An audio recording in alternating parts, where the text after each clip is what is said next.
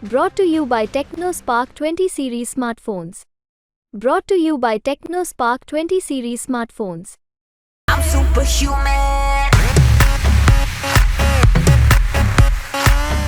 अब डीडवाना की जनता परेशान हो रही है, बिजली में कटौती हो रही है, पीने का पानी 120 घंटे से आ रहा है।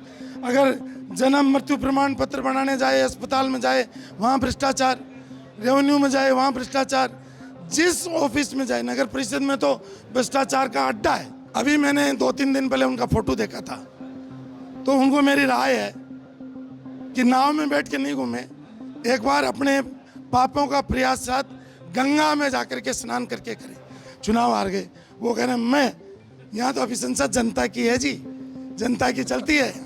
और जो कहता मैं तो आज तक रावण की भी नहीं चली सर। पिछले 5 वर्षों में डीडवाना में जो खेला हुआ भ्रष्टाचार का, और पिछले 5 महीने में भी हो रहा है, जनता परेशान है। अभी तो वो खेला देख रहे हैं। हमारे तो जयपुर में क्या हो रहा है, दिल्ली में क्या हो रहा था हमें पता नहीं, हमारे तो डीडवाना में क्या हो रहा है। हमारे साथ है डीडवाना के विधायक यूनुस खान, जो आज अपने पूरे लवाजमे के साथ जिला कलेक्टर कार्यालय में पहुंचे हैं। अपनी विभिन्न समस्याओं को लेकर ज्ञापन दिया है। ज्ञापन में कई मुद्दे हैं, जिसमें भ्रष्टाचार भी है, जन समस्याएं भी है, पानी बिजली की समस्या है। लेकिन यहाँ पर जो राजनीति गरमाई हुई है वो कई बातों को लेकर गरमाई हुई है। सबसे पहले तो जानना चाहेंगे कि एक विधायक को ज्ञापन देने की कहाँ जरूरत पड़ गई?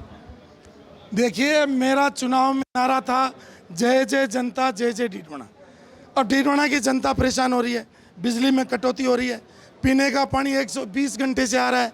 अगर जन्म मृत्यु प्रमाण पत्र बनाने जाए, अस्पताल में जाए वहाँ भ्रष्टाचार, रेवेन्यू में जाए वहाँ भ्रष्टाचार, जिस ऑफिस में जाए, नगर परिषद में तो भ्रष्टाचार का अड्डा है। तो इस भ्रष्टाचार के खिलाफ, अन्याय के खिलाफ, अत्याचार के खिलाफ जनता ज्ञापन देने आई है। मैं तो उनके साथ आया हूँ। यहाँ के पूर्व विधायक ने 2 दिन से एक पोस्ट की है, पहले भी की थी, आज भी की है, कि हमारे द्वारा बनाए हुए जिला कलेक्टर कार्यालय में आप ज्ञापन देने जा रहे हैं। खुनकुना और मोलासर में भी आप ज्ञापन देने जाइए, वहाँ पर हमने तहसील बनाई। अभी मैंने 2-3 दिन पहले उनका फोटो देखा था, तो उनको मेरी राय है कि नाव में बैठ के नहीं घूमे, एक बार अपने पापों का प्रयास साथ गंगा में जाकर के स्नान करके करें, क्योंकि उन्हीं के पापों को तो ये जनता ढो रही है। आज पीने का पानी नहीं है तो उनके भ्रष्टाचार के कारण नहीं है। आज बिजली में कटौती हो रही है, जो यहाँ लगने चाहिए थे ट्रांसफार्मर्स 132 के भी चालू हो जाने चाहिए थे, वो उनके भ्रष्टाचार के कारण नहीं हो रहे हैं। उन्हीं के कारण आज नगर परिषद में उन्हीं की बंदी के कारण हो रहे हैं।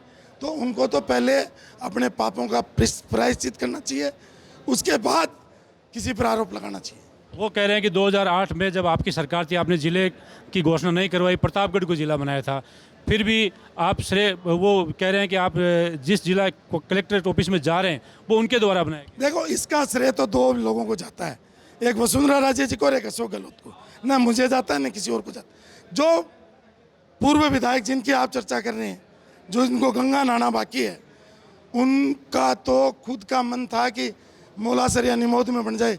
उन्होंने तो डीडवाना का कभी नाम ही नहीं लिया। वो कौन से मुँह से कह रहे हैं? उनको कोई काम ही नहीं है। वो तो जिस कार्यालय में मैं खड़ा हूँ, ये तो 2017 में स्वीकृत है, 6 करोड़ 51 लाख रुपए।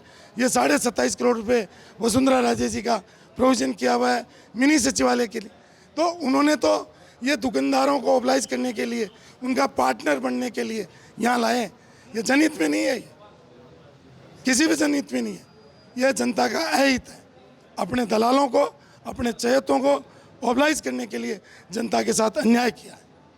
एक यहाँ से भाजपा के जो प्रत्याशी रहे हैं वो भी लगातार जन सुनवाई कर रहे हैं। जिस तरह से एक विधायक और जनप्रतिनिधि अपने घर पर जन सुनवाई करते हैं, वैसे ही वे अनुशंसा भी कर रहे हैं और जन सुनवाई भी करते हैं। उसको लेकर क्या कहें? देखिए, अपने घर पे बुला के चाय पिलाने का सबको अधिकार है, ये कानून ने दिया, लेकिन भ्रष्टाचार करने का नहीं है। और जो चीज़ उनके हाथ में नहीं है, मैं तो उनको राय दूंगा कि 25 साल में उस पार्टी में रहा हूँ। मोदी जी कहते हैं कि 0 टॉलरेंस, मुख्यमंत्री जी कहते हैं 0 टॉलरेंस भ्रष्टाचार के खिलाफ।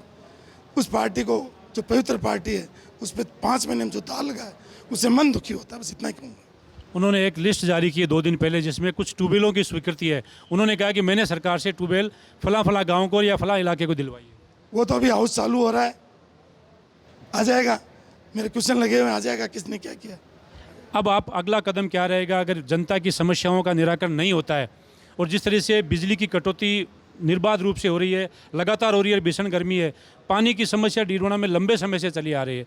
अगर ये समस्याओं का समाधान जल्दी नहीं होता है तो अगला कदम क्या रहेगा? देखिए तना साहब, मैंने आपको शुरू में ही कहा कि मेरे को जनता अभी कहेगी यहीं बैठ जाओ, इसी नीचे फर्श पर मैं बैठ जाऊँ।